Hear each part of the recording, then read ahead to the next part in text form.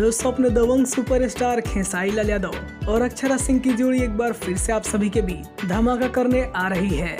आज से कुछ दिनों पहले ही इस गाने का एक छोटा सा प्रोमो रिलीज किया गया था और कल इस गाने का एक और छोटा सा प्रोमो रिलीज किया गया है।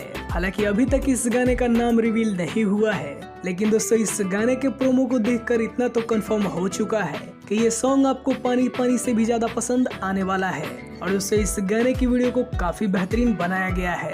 वैसे इस गाने के प्रोमो को देखकर ये तो पता चलता है कि ये एक रोमांटिक सॉन्ग होने वाला है, जिसमें खेसारी लाल यादव और अक्षरा सिंह काफी ज्यादा रोमांस करते नजर आएंगे।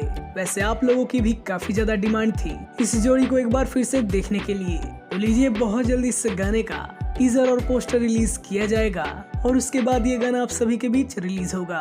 वैसे आप सभी को इस गाने का प्रोमो कैसा लगा ये हमें कमेंट में जरूर बताइए और ऐसी ही अपडेट पाने के लिए हमारे चैनल को सब्सक्राइब करिए। वीडियो देखने के लिए आप सभी का बहुत बहुत धन्यवाद।